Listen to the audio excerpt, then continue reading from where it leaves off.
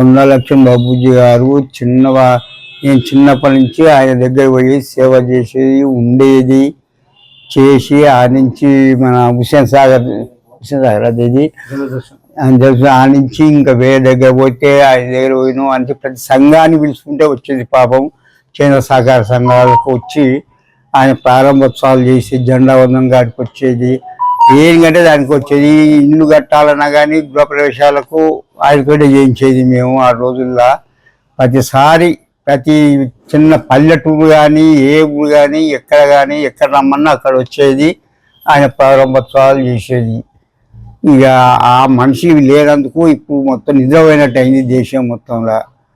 మరి ఇక అంటే ఆయన పోయినా ఆయన అంటే మేము కూడా పోతూనే ఉన్నాం. మా పని కూడా అయిపోయింది. కానీ తలుచుకుంటాం, ఎప్పుడు తలుచుకుంటాం. ఇంకా కళ్ళల్లో మెరసడు ఆయన మనిషి. కొత్తపేట చౌరస్తల 32 ఫీట్ల ఎత్తున విగ్రహము కొండలక్ష్మి బాబూజీ గారి విగ్రహము స్థాపితం చేస్తున్నందుకు సంతోషపడుతున్నాం మన వాళ్ళందరూ కలిసి.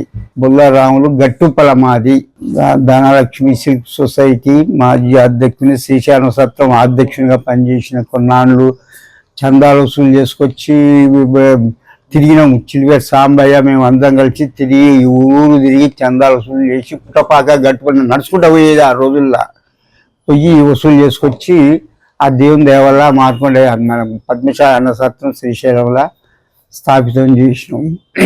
ఆ దేవుని దేవల్ల ఇప్పుడు 100-150 రూములు అయినాయి.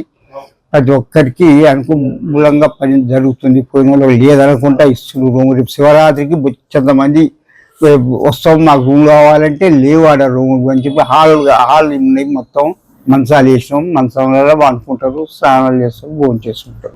నమస్కారాలు ఇంతటితోటి మీ పెద్ద మనుషులందరూ ఇచ్చినందుకు పెద్ద మనుషులందరికీ నమస్కారాలు.